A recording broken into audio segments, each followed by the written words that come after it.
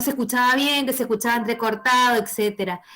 Entonces, lo que decidimos, aparte de que ustedes puedan acceder a esa clase, que está bastante fluido, la verdad que la estuve escuchando hoy y se escucha bastante bien, pero igual grabamos de vuelta la clase, o sea, yo grabé de vuelta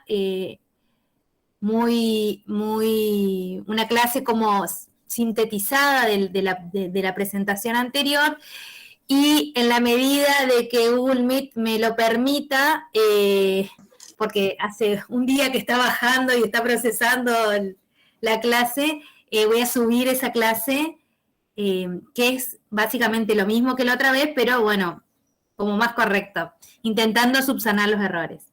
Dicho esto, para ese primer encuentro está subido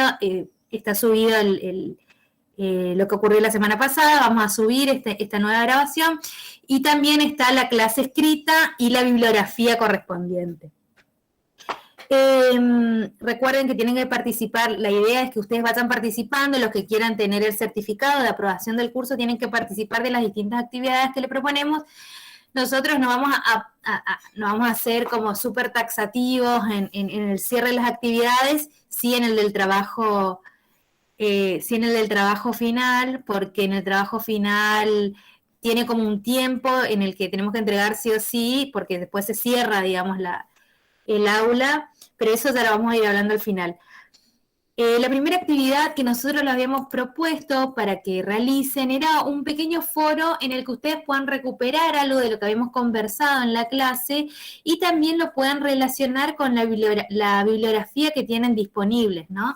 Un foro que la idea era que sean compartan un breve texto de 300 palabras en el que seleccionen o describan algunos aspectos o innovaciones que resultaron centrales para el desarrollo de la prensa.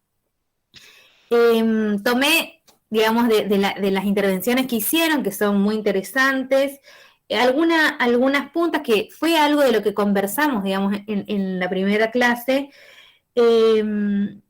Pero de las que tomé hay algunas cuestiones que me parecen como muy interesantes para compartirlas. Y también es la forma de recapitular un poco y darle lo que vimos en la clase pasada y darle lugar a Adrián. Por ejemplo, Carolina Florentín, justo entró, mira, justo entró Carolina Florentín. Ella hace una intervención que me parece súper interesante, en la que da cuenta de que los periódicos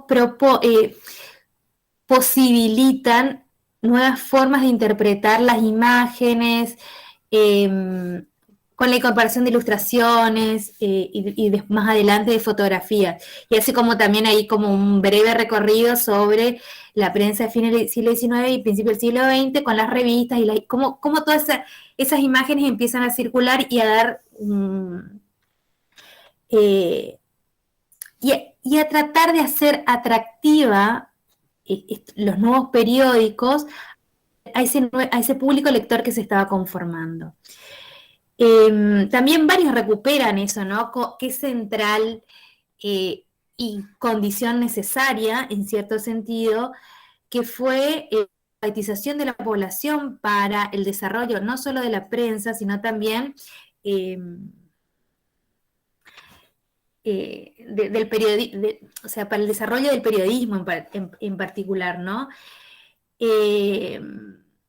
También, por ejemplo, otra compañera hacía referencia, vieron que nosotros en la clase decíamos, bueno, en la imprenta, para que haya surgido la imprenta, tuvieron que desarrollarse un montón de otras cosas para que el periódico esté en las manos de un lector, tuvieron que desarrollarse un montón de innovaciones técnicas, y por ejemplo, algunas intervenciones hablaban de el papel, el papiro, el papel, se fueron un montón de tiempo atrás para recuperar los soportes en los que van a ser impresos los textos, como también condición necesaria para que después pueda desarrollarse la prensa. Después me pareció muy interesante también la intervención de Eduardo Antonio Barrios, que hace como una mención breve, pero como muy interesante, y que algo hemos conversado en la clase anterior, es sobre el rol de la imprenta, no solamente de la prensa como prensa periódica y del periodismo, sino de la imprenta como tecnología, como soporte necesario para difundir las ideas de la modernidad. Y con las ideas de la modernidad también luego colaborar en la organización de los estados, etc. Y después, finalmente, el último que fui recogiendo, los demás también están muy interesantes, si se da esa dinámica, digamos, de ir leyendo a los otros compañeros, siempre el foro es enriquecedor y nos ayuda a ordenar la lectura. Gisela Sánchez comentó algo sobre cómo la producción en serie de los libros, a partir del desarrollo de la imprenta, va a colaborar con la democratización del conocimiento. Sobre esto también hay como un montón de autores y de distintas disciplinas que dan cuenta de lo fundamental, ¿no?, que fue la profusión de libros, de panfletos, de diarios, de todo tipo de publicaciones impresas para que circulen las ideas y, como señala Gisela, para, en cierta medida, ahí ella pone democratización del conocimiento, yo pondría en cierta medida la democratización del conocimiento. Si tienen alguna duda, si quieren conversar más sobre el tema, aprovechemos el espacio del chat para ir dejando las preguntas y después al final vamos contestando si quedó algo pendiente de la clase anterior, y si no podemos contestar esta clase, lo contestamos durante la semana en el aula virtual. Bueno, eso era lo que me tenía anotado para comentar, el tema de las clases, lo del foro, y una cuestión más, vamos a compartir también al finalizar el curso, no el de hoy, sino todo el recorrido, vamos a compartir la página del grupo de investigación donde damos cuenta de los distintos trabajos que se están realizando en este equipo, y también van a encontrar ahí material sobre la televisión, los diarios, próximamente la radio, etcétera, como insumos si les interesa. Bueno, ese era más o menos mi aporte. Adrián, todo tuyo, todos tuyos.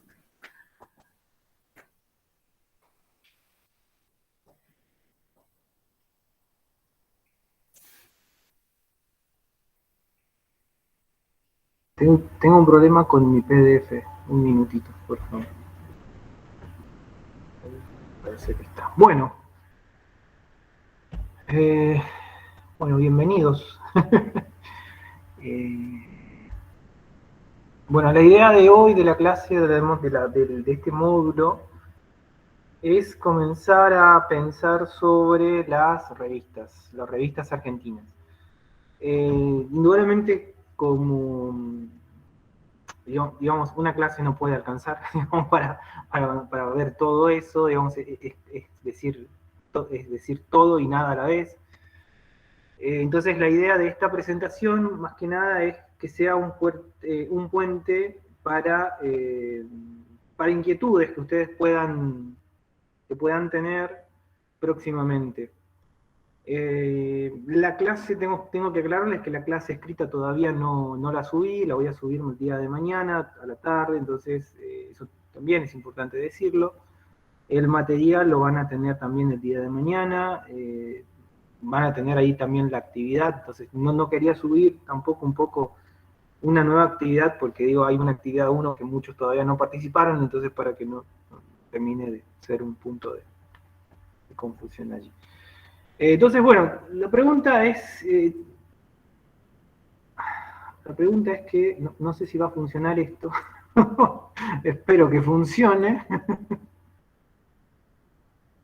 Ya tuve problemas estoy teniendo un problema con mi computadora, entonces... ¿Querés pasarnos el Power? ¿O pasarle a alguien que tenga internet decente y lo va pasando? Puede ser, sí. Voy a intentarlo a ver si lo puedo. Mi conexión está muy mala. Acá está. Un minuto, por favor.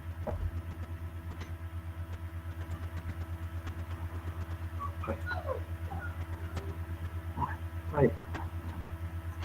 Estimo que están viendo.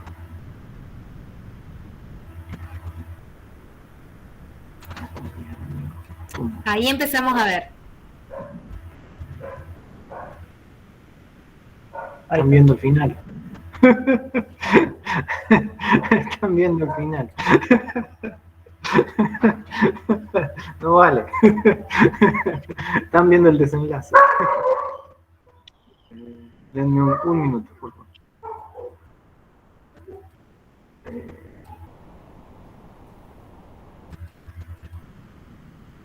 Es que tiene muchas imágenes, entonces el power se pone un poco. Y ese es mi perro, que también está. Pobrecito.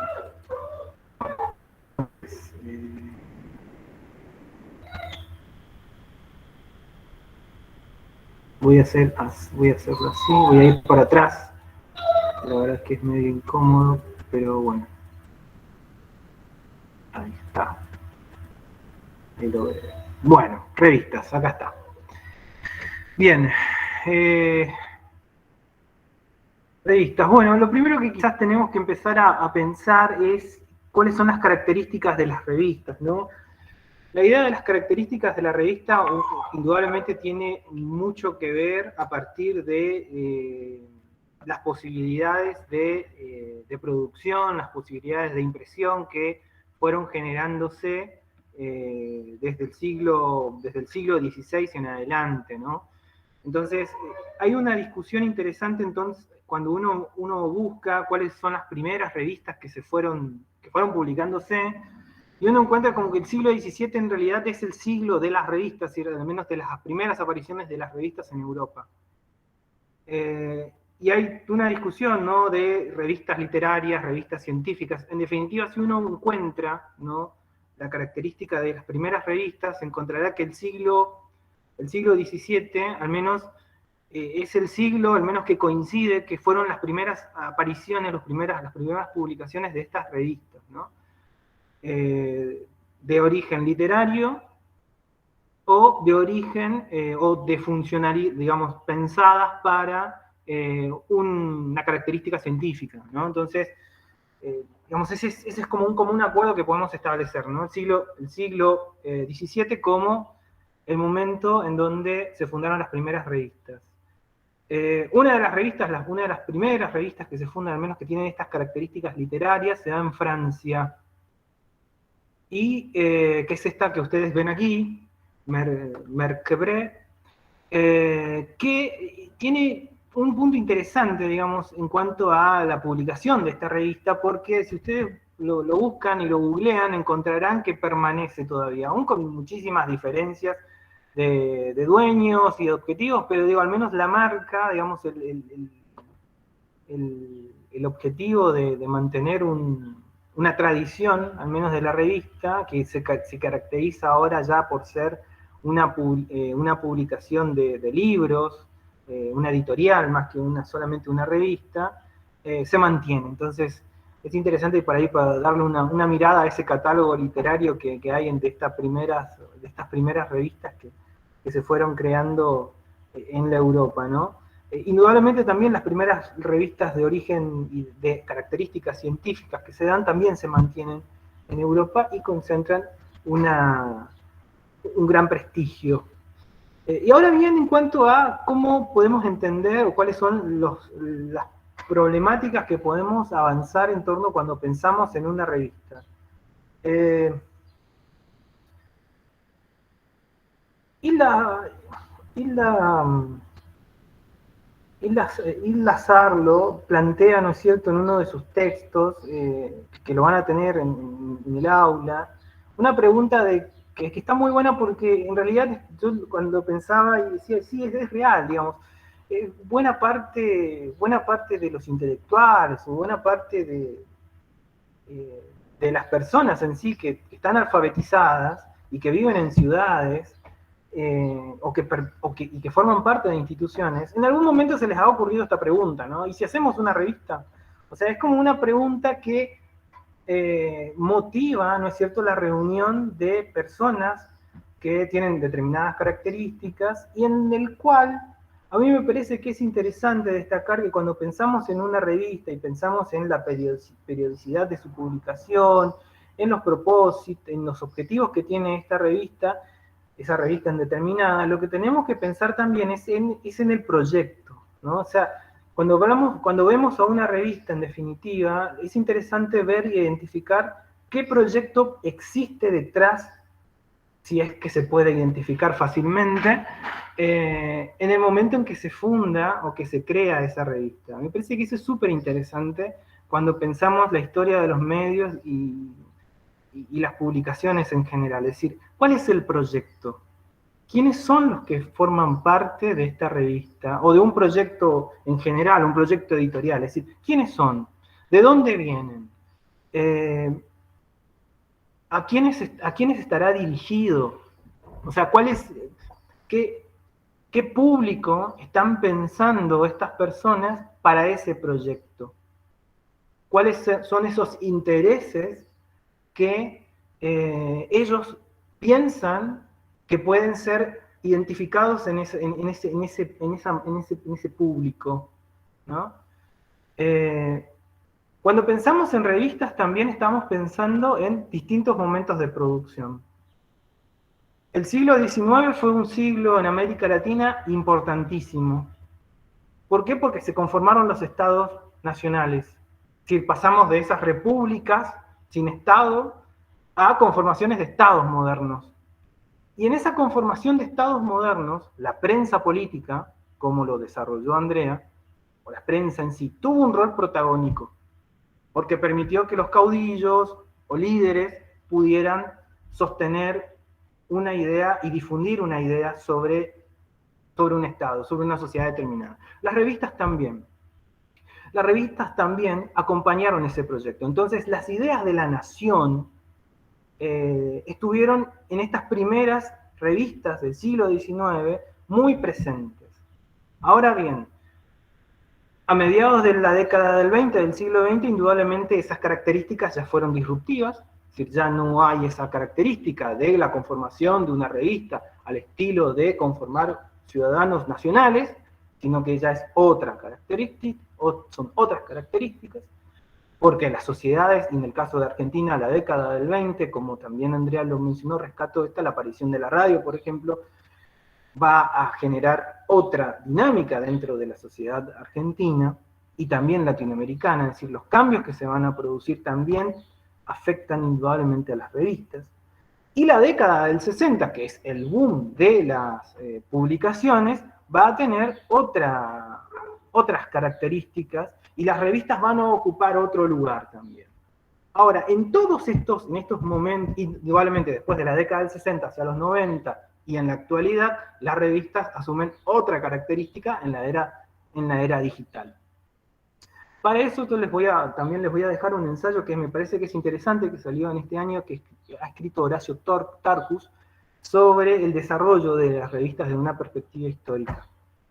Ahora bien, en el caso de las revistas, entonces estábamos hablando y pensemos en quiénes lo hicieron, en esta pregunta de, ¿y si hacemos una revista? Digo esto porque a mí, en su momento, cuando éramos estudiantes, en algún momento a nosotros se nos ocurrió hacer una revista, entonces a mí no me parece lejana esa pregunta, porque es como muy motivador, ¿no? Es como, tenemos algo que decir. Yo creo que ahí también está esa cosa, ¿no? De necesidad de decir algo, de transmitir algo. Y eso, digo, nosotros como lectores, como estudiantes y como profesores de los medios o que estamos intentando avanzar, es importante preguntarnos eso, ¿a quién está dirigido? ¿No? Bueno, Bruno, muy bien, también, indudablemente, ¿no? Indudablemente. Y no solamente eso, digamos, pensar en los lectores, sino también en dónde circula, las redes que se van a hacer, las redes, ¿qué significan las redes? Las redes significan los contactos que van a realizar estos directores para que esa revista pudiera tener difusión. Es decir, los contactos que individualmente hace cada director con los escritores, la llegada que va a tener esa revista, la relación que una revista puede tener con el gobierno o no, o si esa revista se presenta como una revista opositora a un gobierno determinado. Los lectores. Hay un punto importantísimo y es interesante, ¿no es cierto? Es cómo identificamos a los lectores. O sea, en la radio yo creo que es un poco más sencillo por el hecho de que alguien te va a llamar y te va a decir, che, está bueno lo que haces, me gusta mucho, etc. Pero en las revistas, un lugar importantísimo, ¿no es cierto?, es la carta de lectores. En la carta de lectores ahí uno puede tener un registro de más o menos quiénes están siguiendo y quienes están teniendo inquietudes sobre algunos temas que están siendo abordados. Entonces, digo, esta pregunta del proyecto, de la revista, también me abre un abanico de variables que son interesantes a tener presente al momento de ver en qué momento se daba la publicación de una revista y para quién está dirigido. Y en ese sentido, para esta primera etapa, a mí me parece que es interesante pensar a las revistas, sobre todo a las revistas de difusión de corte literario, cultural, la figura del intelectual, como una categoría importante a la hora de darle relevancia a ese proyecto que está planteado en la revista y que le da organicidad al contenido, ¿no? Aquí ustedes en estas imágenes, ustedes ven imágenes seleccionadas que bien identifican un poco lo que se entiende por intelectual, ¿no? Por un lado, digamos, ¿qué podemos definir? ¿Cómo podríamos definir a un intelectual? Un intelectual es un especialista, una persona mujer que conoce sobre una determinada temática, que es profesional, es un profesional liberal, que se maneja en círculos académicos, que trabaja o puede tener relaciones directas con la academia, es decir, trabaja en las universidades, o en su defecto trabaja o tiene círculos en las producciones literarias, y el intelectual puede ser la más amplia gama de profesiones liberales, ¿no? Médicos, abogados, economistas, historiadores, periodistas. Digo, el concepto de intelectual, sobre todo en la primera parte de la Argentina, vamos a encontrar escritores profesionales que se dedican, ¿no? Pensemos en Borges, ¿no? En Ocampo, es decir, personas que saben y dominan un campo determinado y que tienen una incidencia, su opinión tiene una incidencia en la opinión pública, que tienen una incidencia en la construcción de determinados temas, ¿no? Lo que Habermas llamaba como la esfera pública. Ahora bien, hay dos miradas sobre este intelectual. Una mirada es la mirada del intelectual que está por encima de todo, ¿no? Esta mirada de el intelectual que está en la Torre de Marfil, que está por fuera, que está alejado, ¿no?, de la realidad, o que ve la realidad, pero que no hay un compromiso, y aquí ya estoy dando la otra definición, sobre esa realidad que observa, ¿no? Uno de los intelectuales, y que también hay una cosa que es interesante hablar del intelectual, porque el intelectual también en muchos casos es experto. ¿Qué quiero decir con esto? Que un experto trabaja en el Estado, tiene funciones en el Estado, pero a su vez también tiene una convocatoria tan relevante en la sociedad que se presenta como un académico. Entonces, Raúl Prebisch, por ejemplo, era uno de los expertos que también era intelectual a la vez. Y en esa categoría, entonces, de este intelectual que está en la Torre de Marfil, se contrapone con la otra figura de un intelectual más de las masas, ¿no? Un intelectual que comprende esa realidad, pero que al comprender esa realidad asume una posición crítica sobre eso que está observando.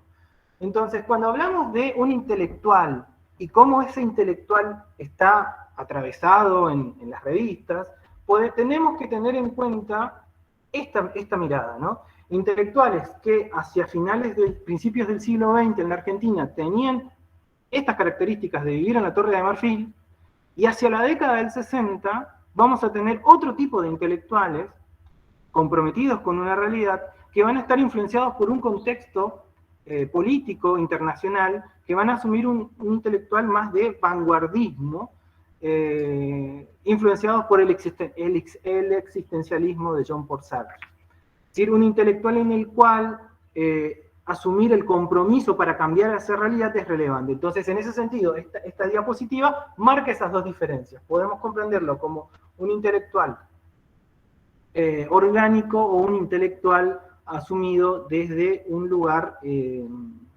que asume una posición más de compromiso social contrahegemónico, ¿no?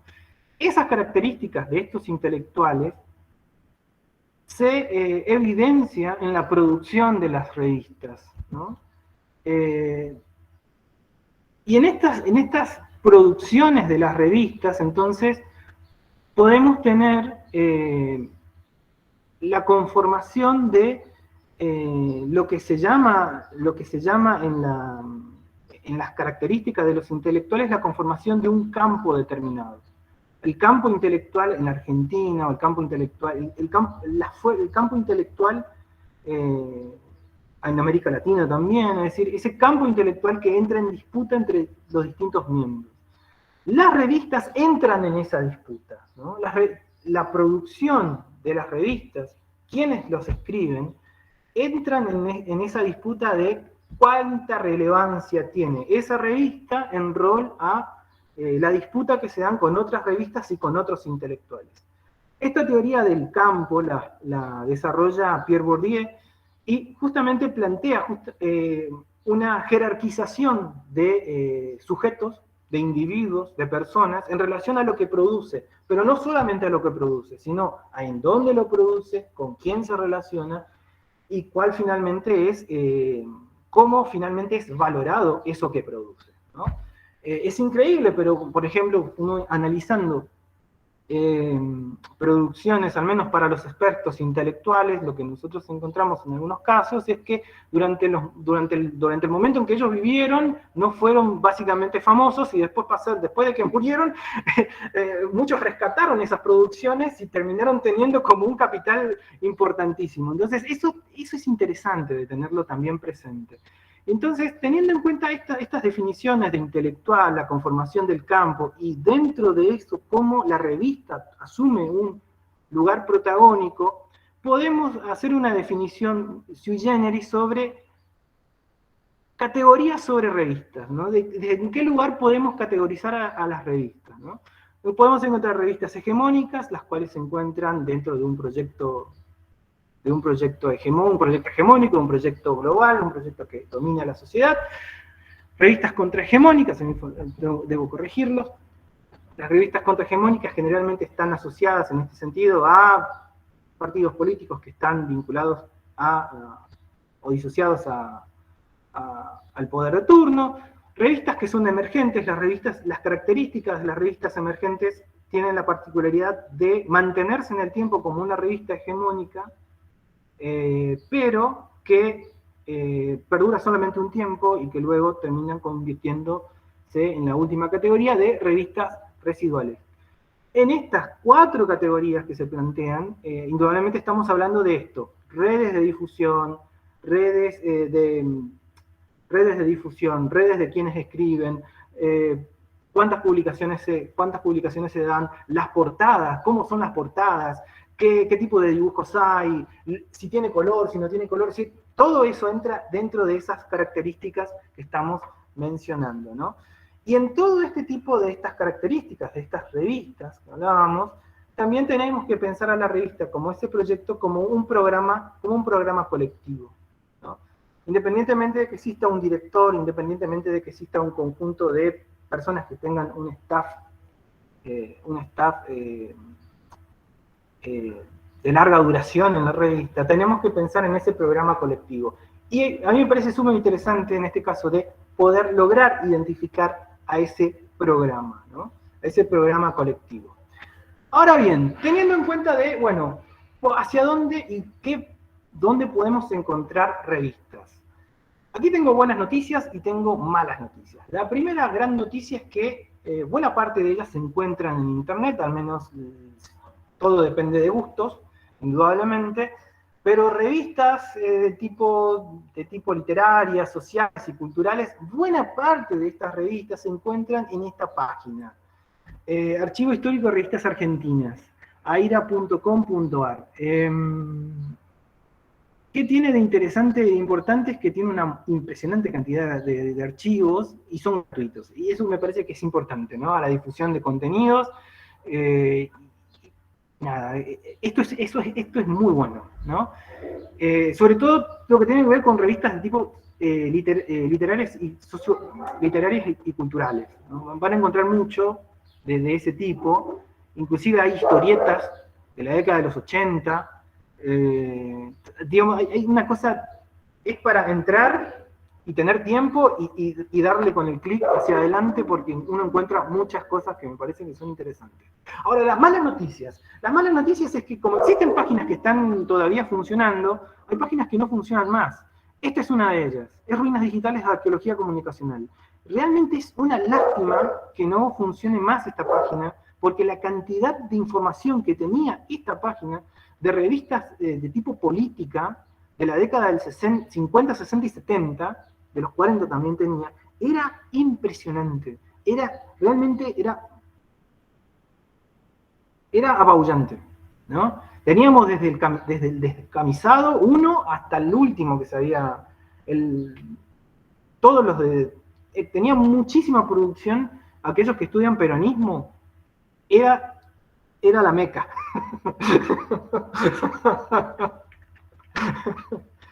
Pero bueno, como siempre decimos, y todo menos esa es la recomendación que hago siempre, es, si ustedes ven algo en la red, descárguenlo, porque así como pasó con Ruinas, puede pasar con otras páginas, y no está más, ¿no? Y aún, de todas maneras, algunas colecciones que estaban en esta página se pueden conseguir, lo van a tener que googlear con esta página de Ruinas Digitales en el buscador, y ahí entrar como a buscarla de manera un poco más de dirección, pero se puede encontrar, no todas las colecciones que había, pero esto en una página. Yo, ¿por qué lo muestro? Porque tengo la fe de que los problemas que tienen ahora puede ser que ya no los tengan más, entonces por allí tengan la página a mano y consúltenlo cada tanto. Otra página que no tiene revistas, pero que tiene producción que resulta interesante es esta. Este es el Topo Blindado. No tiene revistas, pero tiene cosas que son interesantes, que les puede llamar la atención en cuanto a publicaciones. Parece como interesante, ¿no? Ahora bien, en cuanto a las revistas en la Argentina, es difícil poder comenzar y poder iniciar, ¿no? Un orden y una jerarquía de qué revistas es más importante que otra o de dónde arrancamos, ¿no? Si esta es una selección sumamente subjetiva, ¿no? Pero que mi intención es que pueda ayudar y contribuir a pensar, ¿no es cierto?, otras, o poder observar otras publicaciones con características de estas revistas, ¿no? En ese sentido, entonces, una revista de corte literaria, que estaba muy enfocado y que tiene en su desarrollo en su edición y en su producción una mirada nacionalista de la Argentina y cultural, es esta revista Martín Fierro. Se publica hacia la década del 20 y recoge, ¿no es cierto?, buena parte de las discusiones que se dan en la década del 20 en torno al nacionalismo y los inconvenientes que hay en torno a nivel internacional, ¿no? Esta revista refleja muy bien esa sensación y ese aspecto de la sociedad argentina. Esta es una revista literaria. Y hay todo un problema también, hay una definición de a qué podemos llamar revista, ¿no? Hay algunos autores que hablan de que una revista es revista, y una revista literaria sobre todo, cuando el proyecto colectivo se autofinancia solo, ¿no? Es decir, cuando el Estado no lo financia, ¿no? Y ahí hay toda una discusión de categorías que está muy bueno. Este tipo de revistas se caracteriza por eso, por ser una revista colectiva, una revista de intelectuales, del nacionalismo argentino, que tenían una impronta sobre esto. Fíjense, década del 20, 24, 27. Digo, estamos en una década interesante durante el gobierno, durante finales del segundo gobierno, final del primer gobierno de Irigoyen. Es un momento interesante en la Argentina, ¿no? Entonces, tener en cuenta este tipo de revistas me parece que es un punto interesante para entender el nacionalismo, ¿no? Y después cómo eso va a tener consecuencias hacia el segundo gobierno de Irigoyen. Ahora bien, tenemos otro tipo de revistas, que es este ejemplo, ¿no? Esta segunda revista es diferente a la primera. Y fíjense que es interesante por el hecho de que es una revista ya de lo que nosotros podríamos llamar como revistas de tipo de organización, asociación y de financiamiento estatal, ¿no? Esta revista está financiada por el Estado Nacional, por el Ministerio del Interior, y es una revista que proyecta lo que el modelo agroexportador desde 1880 en la Argentina promovía, ¿no? La integración de toda la Argentina, de todo el Estado moderno, con el ferrocarril, ¿no? Entonces, esta revista, ¿por qué me interesa mostrarle esto? Porque además de las revistas literarias, además de las revistas políticas, tenemos este tipo de revistas, que son revistas de tipo ya gubernamental, pero que esconden un proyecto, no esconden, lo manifiestan. Lo manifiestan y en el contexto de producción es súper interesante, ¿no? Esta revista lo que rescata es, a nivel general, se empieza a publicar hacia 1922, es interesante porque justamente plantea todo el desarrollo de los pueblos, las ciudades que genera a partir de la extensión del ferrocarril. ¿Cuál es la mirada general que hay sobre esta revista en todas las publicaciones que vamos a encontrar? Hay una especial mirada hacia el NOA. Eso es una cuestión interesante. Aquellos que estén interesados en ver estas revistas, podemos subir un par de números en el aula, pero hay muchísima mirada hacia el NOA. Salta, Tucumán, es decir, pensemos que buena parte de esa región está centralizada, sobre todo Tucumán, con los ingenios azucareros, tiene una función relevante en torno al modelo agroexportador. Entonces, esta revista tuvo su desarrollo hasta finales de la década del 20. Y tuvo como principal punto de relevancia la promoción de la política estatal. Otro tipo de revistas que también va encasillado en estas revistas que estamos hablando de tipo corporativo, son este tipo de revistas que están muy asociados a este segundo ejemplo, el segundo ejemplo que habíamos mostrado. Es esta revista de La Forestal, ¿no? Esta revista de La Forestal fue publicada, empezaba en su publicación en 1917, y fue llevada adelante por la empresa La Forestal, ¿no? Entonces de allí el nombre. Y yo tengo solamente 2 números, para aquellos que quieran tener el ejemplo, búsquenlo en Google, porque ahí, gracias a los pedidos que hice para que puedan ser abiertos al público, esa es otra estrategia también en cuanto a publicaciones, pedir a Google a la librería de Google que las publicaciones sean de acceso abierto, y en este caso la revista La Forestal ahora es de acceso abierto, así que pueden entrarlo, buscarlo y ver qué es lo que tiene. Y lo que generalmente tiene esta revista La Forestal es lo que hace y lleva adelante la empresa en el norte de nuestro país, ¿no? Y es muy interesante porque es la mirada de la patronal, ¿no? Es la mirada de la patronal hacia la explotación de los trabajadores, hacia la mirada de la explotación del monte chaqueño. Es decir, y en el desarrollo de quienes participan en la revista La Forestal hay muchos técnicos. Digo, es interesante tener esa aproximación sobre cómo también pensaban La Forestal y cómo daba a conocer a la sociedad lo que se hacía. Y en este caso, ¿a quiénes hacían conocer? A los que viven en la ciudad, indudablemente, ¿no? Un citadino que vive en Buenos Aires, indudablemente poco podía quizás saber sobre lo que pasaba en el norte de nuestro país. Lo mismo pasaba con la revista Real y Fomento, es decir, son revistas que están pensadas para ciudadanos residentes en las grandes capitales, ¿no? Entonces ahí me parece que es interesante también ver qué representaciones hay sobre el interior a partir de estas revistas. Entonces, por eso me parece que son sumamente interesantes pensar en este tipo de experiencias. Ahora bien, vamos a hacer un salto en el tiempo, desde la década del 20 hacia la década del 60, ¿no? Y ustedes seguramente recordarán que 1959 es uno de los hitos en América Latina porque se produce la Revolución Cubana, ¿no? La Revolución Cubana abre puertas a esto que presentábamos en la primera parte de los intelectuales, ¿no? La Revolución Cubana abre a esta segunda categoría de intelectuales, ¿no?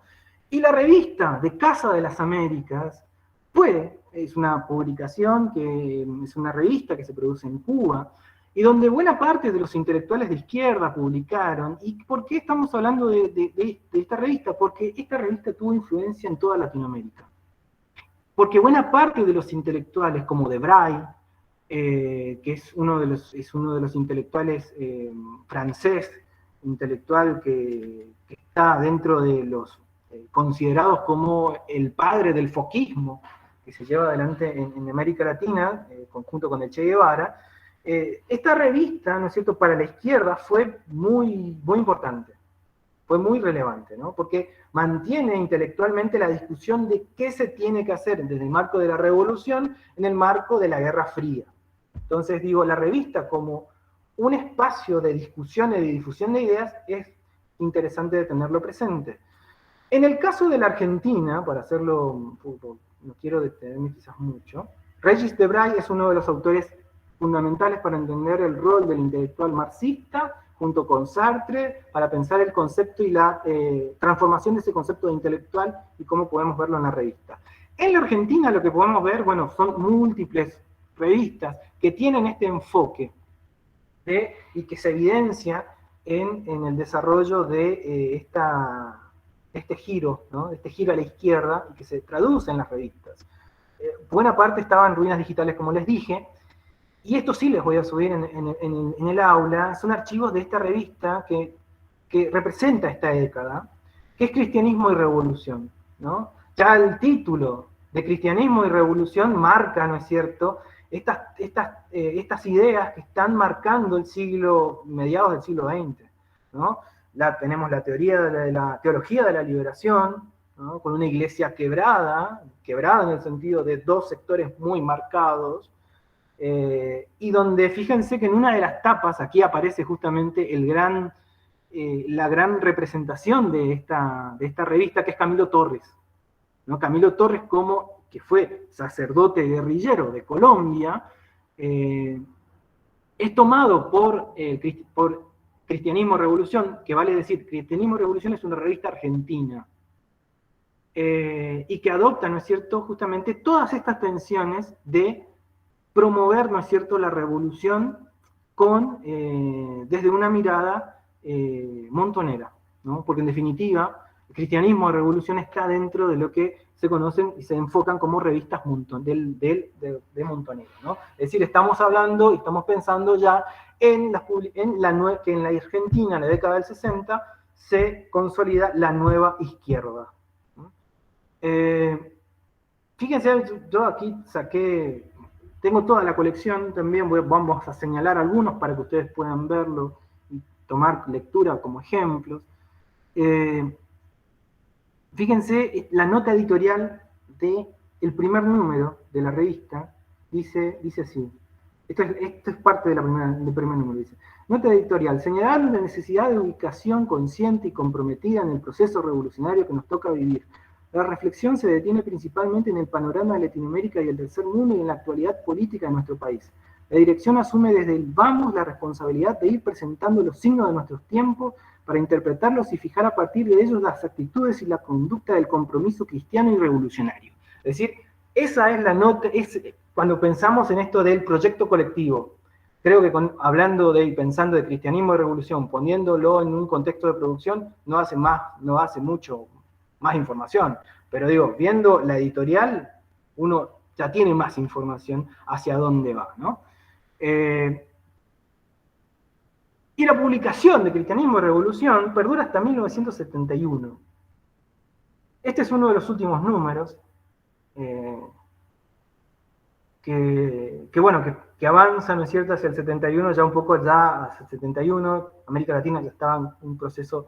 Ya teníamos el gobierno dictatorial en Paraguay, en Brasil, en Paraguay estaba ya hace mucho tiempo, en la Argentina todavía se encontraba en un gobierno de dictadura, la Revolución Argentina, y el director de esta revolución, de esta revista, fue Juan García Elorrio. ¿Y en qué podemos encontrar de particulares en esta revista? Pongo esta revista como un ejemplo de los cambios que se dan, ¿no? En estas revistas podemos encontrar, además de la figura de Camilo Torres, de la figura de Che Guevara, van a encontrar en este sentido muchísimas referencias a Guevara. Es decir, la construcción de Guevara como el guerrillero, como el líder guerrillero, ¿no? Guevara había sido asesinado en 1968. Y finalmente hay que destacar, ¿no es cierto?, que esta publicación, uno puede pensar cómo circulaba, ¿no? O sea, porque ahí también pensamos en las otras revistas, bueno, y en este caso, hacia quiénes eran los que finalmente obtenían este tipo de revolución, este tipo de publicaciones. Bueno, y aquí indudablemente entra justamente los que formaban parte del partido. Ahí también es como un punto interesante que yo al menos no lo leí, creo que no está analizado desde esa perspectiva, es decir, cómo circulaba de manera detallada este tipo de publicaciones, más allá de la publicación entre militantes, ¿no? Pero si existía alguna posibilidad de que pueda en bibliotecas que están finalmente adheridas o comprometidas con la causa, pero si existía alguna posibilidad de que estas revistas pudieran llegar y ser vendidas o ser distribuidas en el espacio libre, ¿no? O sea, yo creo que en ese caso es como muy difícil, creo que no pasó, pero sería como un punto interesante también para tener en cuenta, ¿no? Más una pregunta más que una cuestión de resolución. Y después tenemos otras revistas, y aquí tengo la principal autora de quien investiga estas revistas, ¿no? Porque a nivel regional, digamos, esto es a nivel nacional, a nivel nordestino tenemos otros ejemplos que me parece que son interesantes y que obligan a pensar esta cuestión de los proyectos, de quienes escribían, hacia dónde va. En Corrientes tenemos una de las revistas, el Yuropt, como una revista se produce y que representa también, que tiene un proyecto, que nos da información sobre la década. Para compartir revistas de la provincia de Corrientes encontré esto que me parece interesante, una persona que publicó en esta página una línea de tiempo de 5 revistas hacia la década de los 80. ¿No? Ahora vamos a dejar en la clase también, para que vean en unas revistas que tienen la difusión, ¿no? Y para ver, identificar estas revistas que se dan durante la década de los 80. En el Chaco lo que encontramos, yo quisiera destacar algunas de estas, si bien no es una revista, es un semanario, pero aún así me parece que es interesante porque este semanario tiene características que son interesantes en cuanto a proyecto editorial, proyecto de mensaje, que es Estampa Chaqueña. Es un semanario cultural que tenía en estas producciones, además, tenían posiciones políticas. Una posición política muy marcada. En este semanario de Estampa Chaqueña, por ejemplo, podemos encontrar que en pocas producciones, al menos en el Chaco, hay una posición contra lo que es el fascismo, ¿no? Entonces, Estampa Chaqueña concentra la posición de intelectuales en el Chaco de los comités antifascistas. Entonces es súper interesante analizar estas publicaciones de Estampa Chaqueña que son publicadas hacia la década del 30 en el Chaco. Pero también en el Chaco tenemos otros tipos de revistas que son ya de tipo de corte corporativista, ¿no? Como revistas de la Cámara de Comercio de Villa Ángela, una revista que que tuvo muy poco tiempo, que me súper interesa el título, que es La Nueva Provincia, porque comienza a publicarse en 1953, cuando Chaco ya había sido provincializado y asumió el nombre de Provincia Presidente Perón. ¿Qué tenemos con estos archivos, con estas revistas ya de Chaco puntualmente? Y estimo que también debe ser un problema para las revistas de Corrientes, es la falta de los catálogos completos, ¿no? O sea, ese es un gran problema, ¿no? Que generalmente, al menos en el Chaco, en las bibliotecas, y ahí acá doy otro comentario de sugerencia, es que donde vamos a encontrar buena parte, además de los archivos, es no dejar de tener en vista las bibliotecas populares. Las bibliotecas populares concentran una buena cantidad de revistas y de folletos, las hemerotecas, que pueden servir a la hora de aproximarse a ese pasado, ¿no? A través de las revistas. Otra revista importante en el Chaco Comercial e Industrial, que es de la Federación Económica del Chaco. La Federación Económica del Chaco, junto con la Sociedad Rural, que también tiene una revista puntual que fue publicada hacia la década del 40, ¿por qué son importantes? Bueno, porque están manteniendo una posición política y económica y social sobre una realidad determinada. Entonces, esas revistas son interesantes a tener presente. Y esta revista, también corporativa, que se llama Chaco y Formosa, es de una asociación que se llamó Asociación de Fomento Chaco y Formosa, que tenía como propósito, ¿no es cierto?, llevar adelante el desarrollo político, económico, cultural en los territorios nacionales. Comienza a publicarse a partir de 1922, los primeros números están publicados de esa década, y lo interesante de todo esto, digamos, es que esta revista es un buen reflejo de qué es lo que pasa en el Chaco y en Formosa, y hacia la década del 60 agregan a Misiones, ¿no? Cosa que me parece interesante porque planteaban, ¿no es cierto?, un desarrollo de tipo más amplio, ¿no? Ahora, también otros ejemplos que me parece que son interesantes en cuanto a revistas, son las revistas hacia la década del 60 que están enmarcadas en este boom editorial, ¿no? Y en el caso del Chaco se dan revistas que son relevantes, y que están asociadas o impresas dentro de lo que es la editorial región. Una de las revistas que no tenemos la colección completa, que sería fantástico poder obtenerla, es esta que ustedes ven aquí. Que tenía una posición política, fue publicada hacia la década del 70. A ver. Perdón que se tildó. Y otras revistas también en este boom de publicaciones que se dan son este tipo de publicaciones que son más de tipo no políticos. Esta revista no tiene esa característica política, como sí la tiene la característica de la revista que mostramos anteriormente en el GNG, sino que es una revista ya de tipo más de interés social, ¿no? Interés específico, con un público específico. Fíjense que este se publica en 1974, ¿no?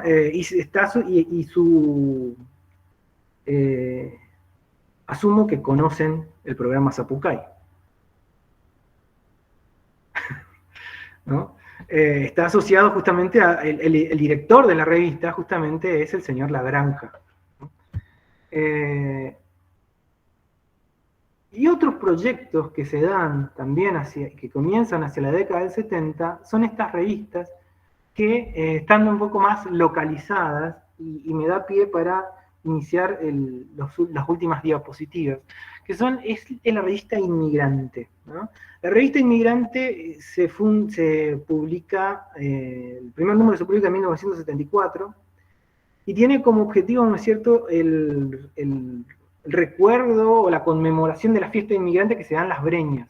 Hay una página muy interesante que tiene publicado todas las revistas, y quien llevó adelante la publicación y la edición de estas revistas es la profesora Cecilia Ristoff, a la cual agradecemos mucho su trabajo, porque realmente ha hecho hacer esto es muy, muy importante para conservar la memoria de los que viven allí, y para la sociedad en general, ¿no? Entonces, esta revista Inmigrante ustedes pueden acceder, pueden consultar de qué va. Hay un proyecto con este estilo, un proyecto sociocultural en esta revista, y que es muy interesante de tenerlo presente. Y esta revista es muy protagónica en la década de los 60 y 80, que es la revista Región. Junto con Carlos escribimos una ponencia que estimamos que muy prontamente saldrá las actas de esa publicación, sobre la revista de la década del 80, de la revista Región.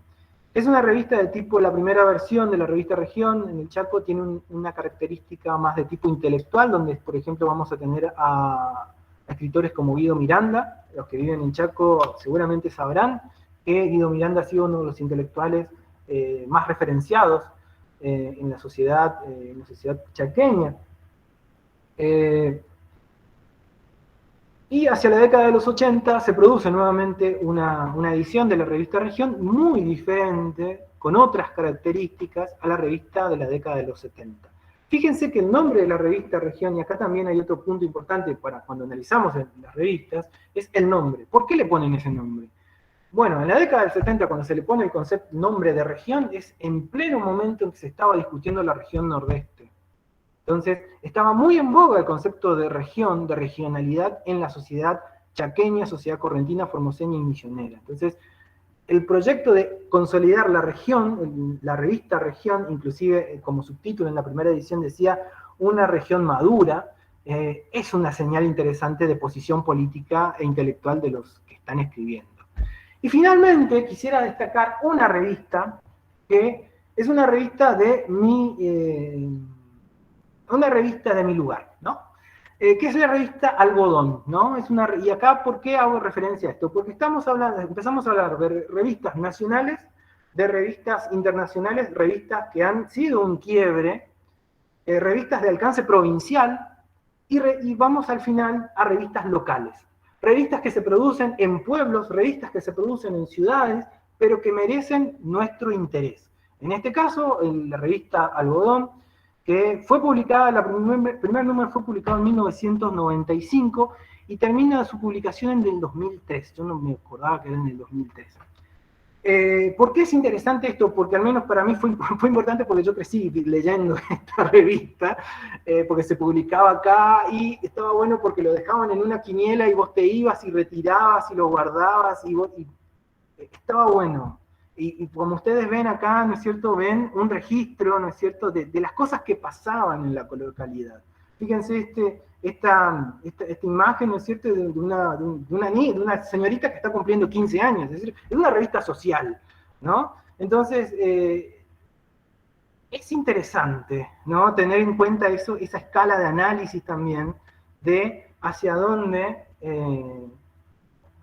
podemos mirar y qué podemos tener en cuenta en las revistas, y creo que merece especial análisis las revistas de tipo local, también para contraponer a todo lo que se está produciendo a nivel nacional e internacional. Bueno, eso. Me quedé sin palabras. Voy a dejar de compartir.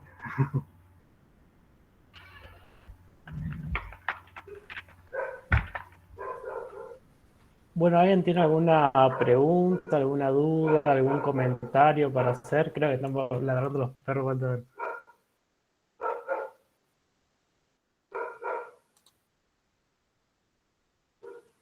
No, creo que alguien había preguntado hoy sobre la matrícula.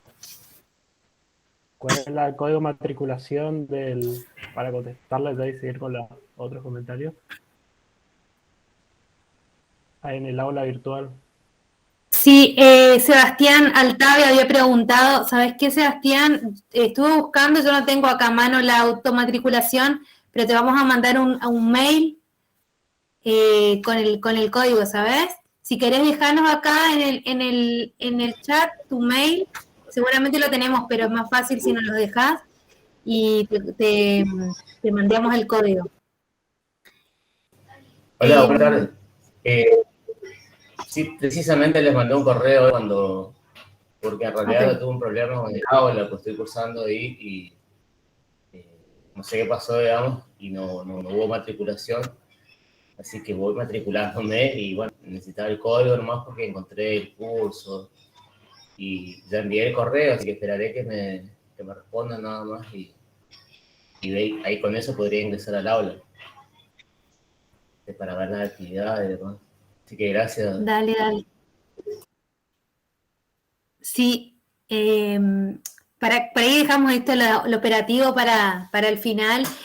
Mientras piensan, si tienen alguna duda, alguna consulta, por ahí también un comentario para ir intercalando con la presentación de Adrián, que la verdad que está muy bueno el recorrido de esto, ¿no? No solamente una suerte de cronología temporal, sino también espacial, ¿no? Como decía al final, qué interesante es poder ver qué tipo de producción o qué tipo de revistas se producían a nivel regional, a nivel internacional o tenían alcance internacional y vaya el alcance de la forma de sociabilidad que generan en la escala local, ¿no? Como Adrián dice, bueno, yo me iba a buscar la revista a tal lugar, etcétera.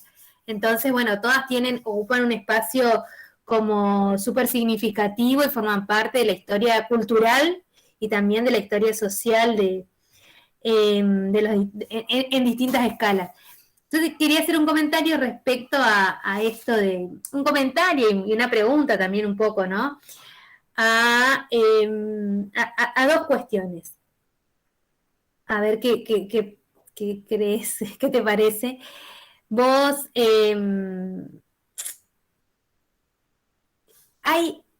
pensaba en las revistas más del siglo XX, ¿no? Vos mencionaste la Yurupeté de alguna manera, pero también pienso en otro tipo de publicaciones más, que vos la ponés dentro de la categoría de hegemónicas. A mí me generan ahí algunas cuestiones, algunos ruidos, ese tipo de tipificación, pero son súper interesantes como categorías analíticas. Pero pensaba en revistas comerciales, así tipo relacionadas a las mujeres principalmente, ¿no? Relacionadas a las mujeres, al hogar. revistas masivas, desde para ti, para atrás y para adelante. Había toda una serie de publicaciones. Por ejemplo, la Yurupeté tenía partes de esa, de la revista, tenía este tipo de artículos vinculados a la mujer, al hogar, a la cocina, y me remití, y pensaba, ¿no? Y no sé si por ahí le estoy pifeando olímpicamente, o puede ser algo interesante de análisis, como esas revistas masivas, aunque destinadas a determinado tipo de público, operaban como estos manuales de comportamiento que veíamos con la historia de la imprenta, esos pequeños libritos, folletos que circulaban en el siglo XVI, XVII, XVIII, sobre cómo tenían que comportarse en la iglesia, cómo tenían que hablar, cómo tenían que vestirse, etcétera, y cómo ese tipo de manuales que van puliendo, van haciendo, entre comillas, refinando las formas de sociabilidad.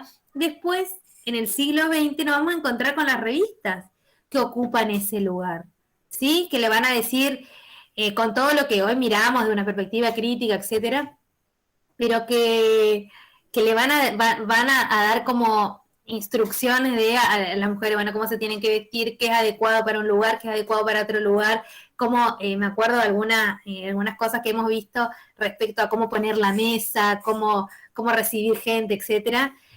Todo eso también operó, o sea, se fue operando en las formas de sociabilización. Me parece que hay dos puntos que se tocan, que son interesantes en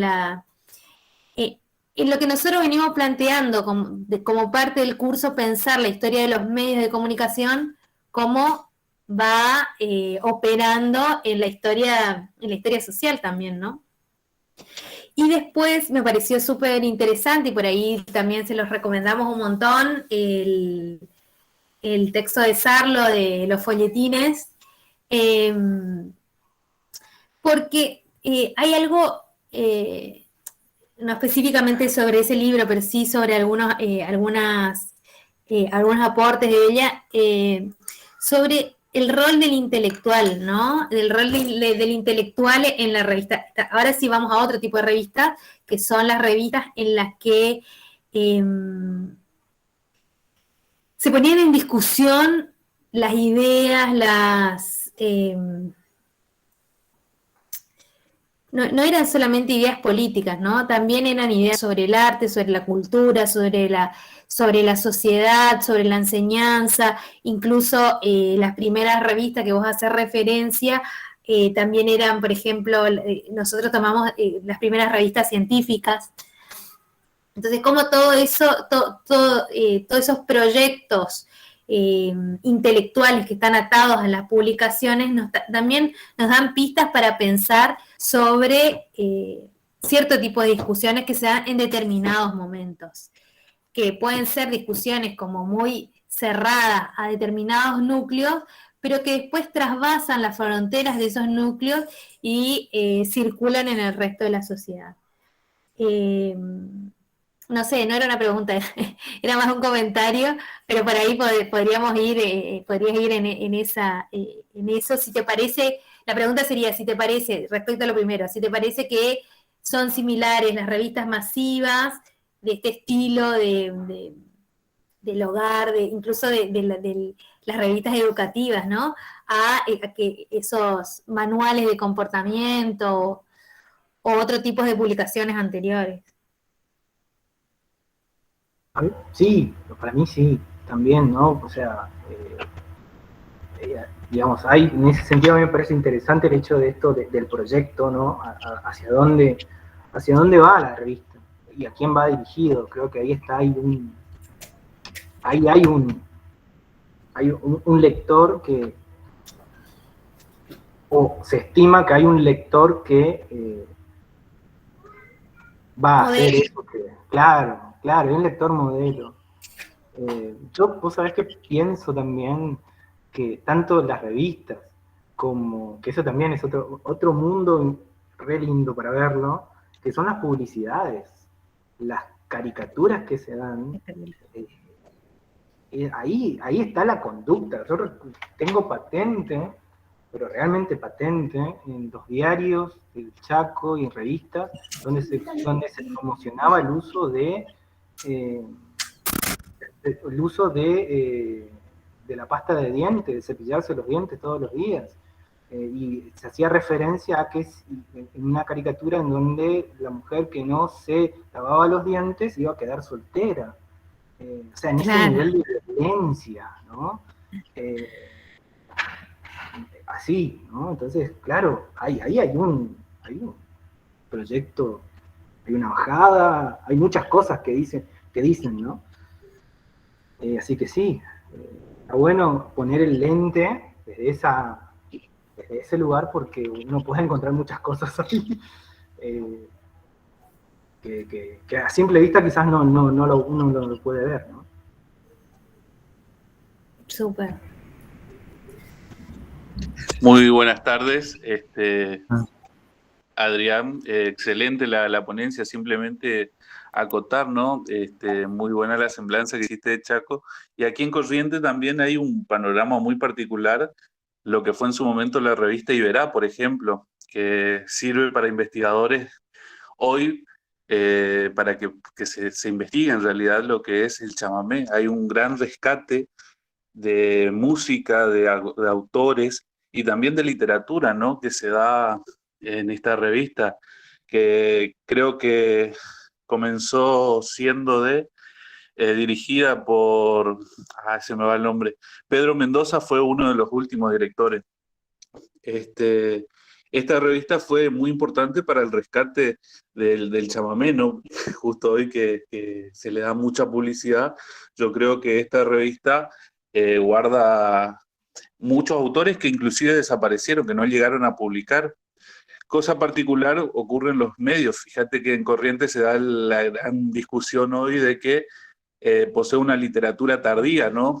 De que los primeros escritores aparecen recién en el siglo XX en adelante, y por las publicaciones de libros, pero en realidad hay un gran rescate de escritores que se dio a través de las publicaciones, ya sea de revistas o de diarios, inclusive la importancia, ¿no? de las publicaciones estas para hablar de nuestra cultura hoy, ¿no?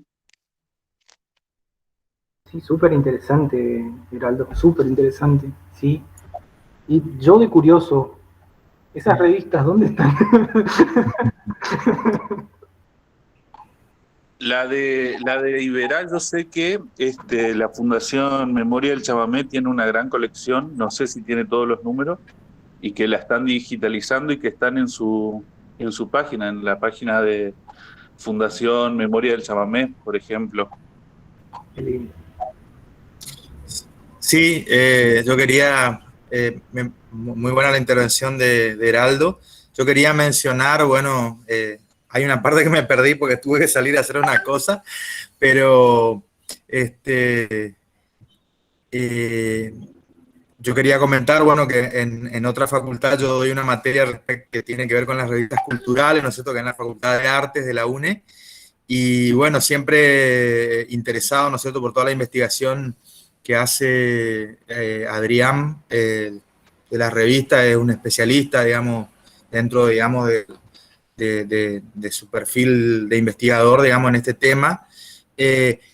Me parece interesante un dato que siempre discutimos con los alumnos ahí, porque nosotros los hacemos investigar también un poco sobre las revistas regionales y las revistas de la época, digamos, de los 50 para acá, digamos, y siempre hay una marcada dificultad de las revistas de tener, digamos, sustentabilidad económica o permanencia, digamos, en su periodicidad, en su edición, salvo por ahí algunas que fueron propulsadas o impulsadas desde estamentos estatales, digamos, como las secretarías de cultura, subsecretarías de cultura o o más recientemente los institutos de cultura de nuestras provincias, siempre hay ese problema, digamos, de nuestra región, que es periférica, ¿no es cierto?, para el campo cultural y para el campo editorial, y donde, salvo incluso en los diarios, que tenemos diarios ya, bueno, como el caso del Litoral de Norte, que tiene más de 50 años de vida, los suplementos culturales, incluso a veces, o revistas, digamos, de los diarios, a veces les cuesta, ¿no es cierto?, tener permanencia, digamos, y hay muy buenos proyectos. Si uno se pone a mirar, digamos, bueno, recientemente la revista Cuna, ahí en Chaco, la revista El Nuevo Libre, que por ahí sigue saliendo, otras revistas, digamos, de los 80. Bueno, en su momento era la cuestión, digamos, de la dificultad del papel, ¿no es cierto?, de la impresión y, bueno, todos los costos que eso implicaba, pero aún así hoy con la digitalización también cuesta tener buenas revistas digitales, digamos, sobre todo me refiero al campo cultural, que es más, digamos, específico, ¿no? Pero eso simplemente como comentario para complementar un poco la propuesta de Adrián, que me parece muy buena. Gracias Geraldo, gracias Carlos. Bueno, en el caso de la provincia de Corrientes, una figura que es importante para la publicación de las revistas, al menos de historia, es Federico Palma. Él es, para las revistas de la Junta de Historia de la provincia, es, junto con todo el trabajo que había hecho Félix Gómez se caracteriza más por los libros, ¿no? Pero Federico Palma tiene una instancia, esto que mencionaba Heraldo, o sea, la publicación ya en revistas. Entonces eso también como punto interesante a tenerlo en cuenta. Yo no puse, pero por ejemplo en la década del 70 se dan las publicaciones de revistas académicas, que ya es otra cosa también, o sea, tiene otra característica. Y en ese sentido, de difusión en el Chaco, en el 79 se da el primer número de la revista de la Junta de Estudios Históricos, que perdura hasta el día de hoy, digamos. Pero tiene que ver también con esto que me hablaba Carlos, que depende ya del Estado, o que tiene una relación con el Estado, y ese tipo de cosas. Por eso quizás no lo incluí. Bueno, entonces, si no hay alguna duda más, comentario. Andrea, Adrián, pregunta para ambos, saliendo un poco de la historia en sí de las revistas y yendo hacia su trabajo como investigadores. ¿Podrían comentarnos un poco cuáles son las mayores dificultades con las que se han topado al momento de estudiarlas?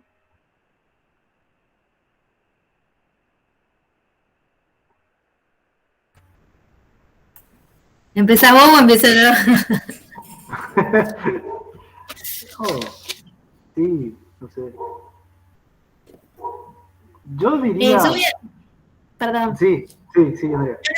Voy a decir algo que vos dijiste hace un ratito respecto al tema de, bueno, la posibilidad de disponer de los catálogos, digamos, no los catálogos, sino de las revistas, de los archivos. El archivo de la provincia de Corrientes todavía no tiene un sistema como tiene el del Chaco, que está muy organizado, muchísimo más organizado. Los envidio profundamente, porque van con el pendrive y dicen, bueno, yo necesito tal revista de tal lugar a tal lugar, y en el archivo se los dan, digamos, se lo dan digitalizado. Lo que nosotros tuvimos que hacer, cada vez que nosotros buscamos algo en el archivo de la provincia de Corrientes, tenemos que digitalizar nosotros y nosotros dejarle al archivo la digitalización.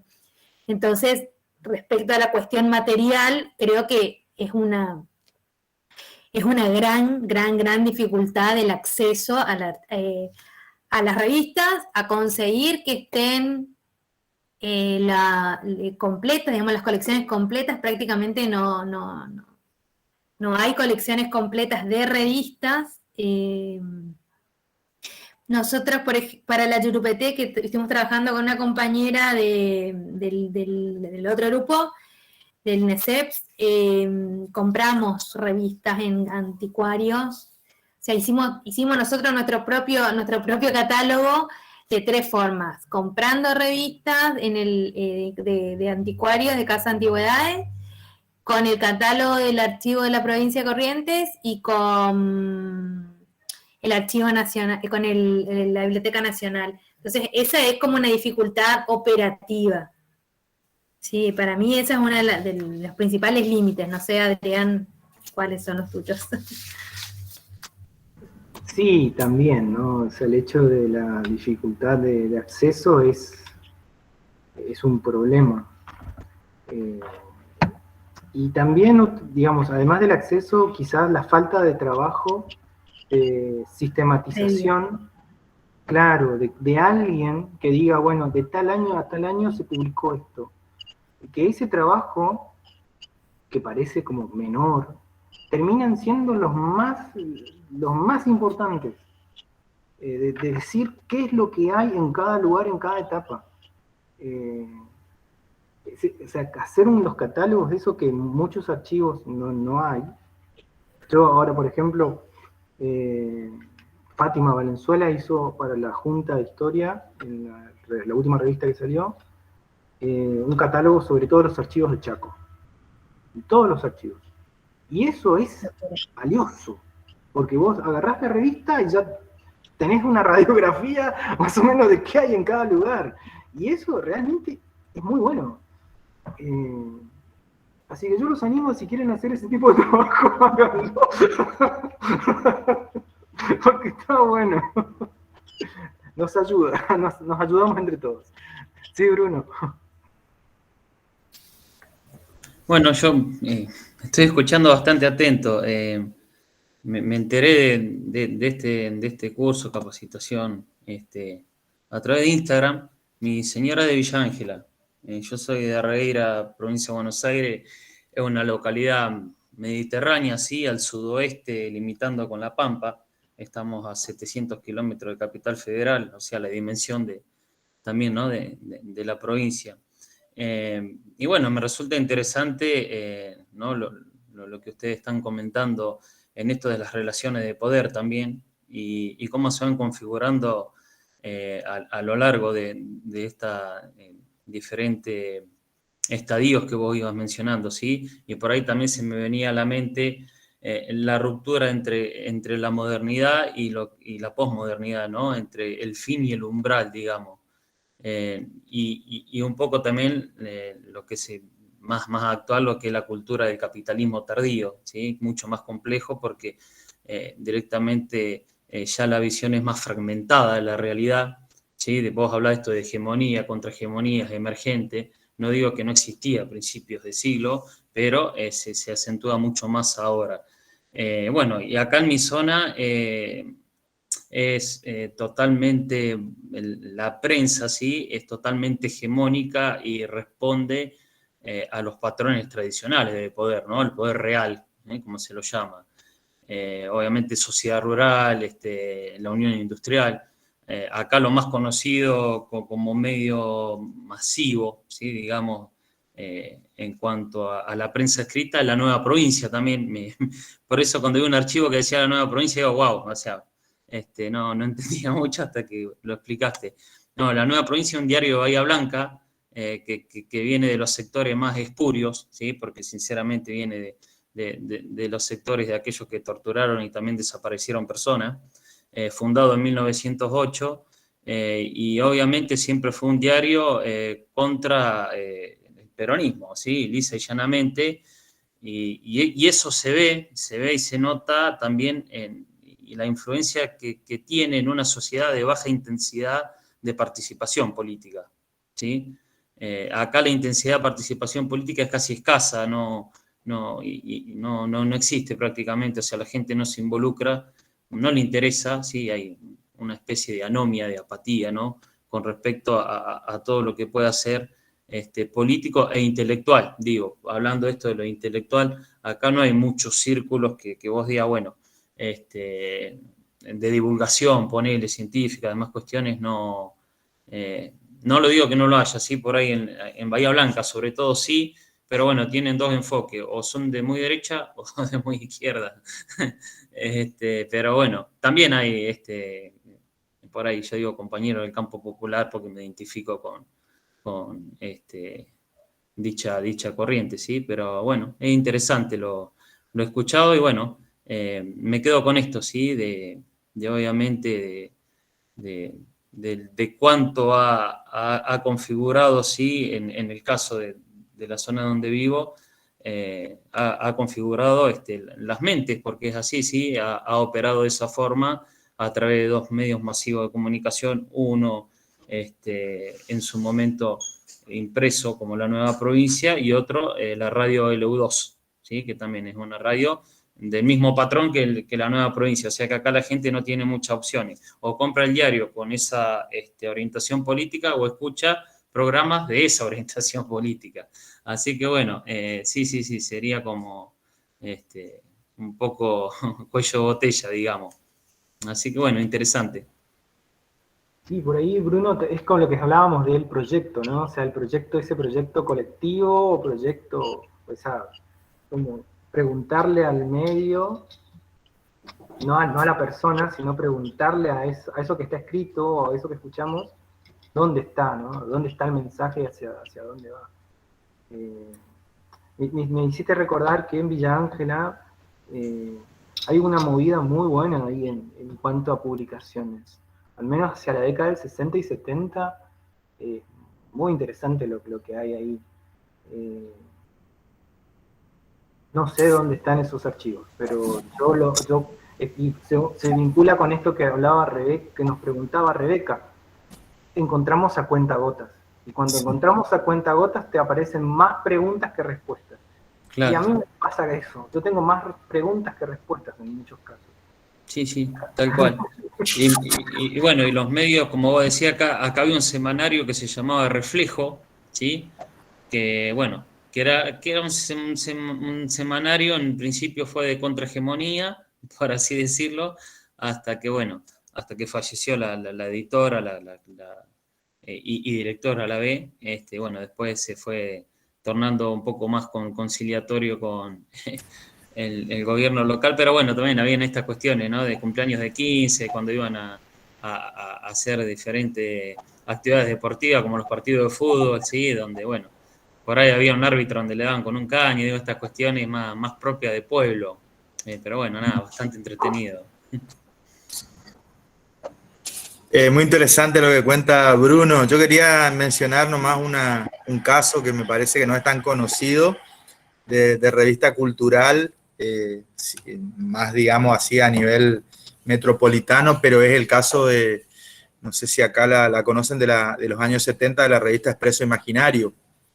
Una revista que nació, digamos, muy vinculada al mundo del rock, pero nació casualmente en los primeros días de la dictadura, digamos, en el 76, en un momento, digamos, que no era el ideal para hacer un emprendimiento de ese tipo, digamos, cultural sobre todo, y que a pesar de ello, digamos, si bien el mundo del rock no fue un mundo, o sea, digamos que el mundo cultural fue reprimido, perseguido, hay desaparecidos, exiliados, ¿no es cierto?, en el campo cultural, no fue tanto, digamos, en el mundo del rock, ¿no es cierto? No estaba en ese momento el rock tan vinculado, digamos, a las cuestiones ideológicas, por lo menos en esa etapa de los 70. Pero aún así, digamos, esa revista sobrevivió, digamos, toda la etapa de la dictadura, abordando temas, digamos, que no estaban en la agenda o en los tópicos, digamos, que la censura, la represión miraba con lupa, ¿no es cierto?, que tenían que ver por supuesto, con cuestiones políticas, ideológicas, culturales, digamos, comprometidas, digamos, con miradas críticas de lo social, de lo económico, de lo político. Pero es un caso interesante porque atraviesa toda la dictadura se convierte en válvula de escape de mucha gente que buscaba algo para leer. No, recordemos que en esa época no es como ahora, que uno puede, en lugares donde hay censura, puede escapar, digamos, hoy por medios electrónicos, por un montón de cuestiones. En esa época, digamos, era ir al kiosco a ver lo que había, ¿no? Y realmente es un caso muy interesante de estudiar, digamos, como, y por esto que dice Bruno de la cuestión de la contrahegemonía, digamos, como en un momento donde la represión era atroz, digamos, trágica, en todos los campos, digamos, y en lo cultural, esta gente, los editores, la gente que escribía, que es gente muy conocida, digamos, no voy a dar nombre ahora porque va a ser muy largo el comentario, pero se la puede, digamos, googlear, digamos, y casualmente ya en los días finales de la dictadura, la revista termina, digamos, su etapa. Y después el otro ejemplo es Humor, digamos, que también nació en esa etapa, pero sí sobrevivió largamente, digamos, y hasta los años 90, ¿no? Son dos casos interesantes, me parece, en el mundo de las revistas argentinas, que es tan prolífico, digamos, tan variado y tan rico, ¿no? Sí, un poco la actividad que van a tener para esta semana es que puedan conocer un poco la página AIRA, y que puedan seleccionar una revista y que puedan hacer un comentario sobre esa revista en el foro. Entonces, lo que decía Carlos de Humor, yo recuerdo que está la colección en la página. Así que ya les adelanté también cuál va a ser la actividad que van a tener que hacer. Bueno.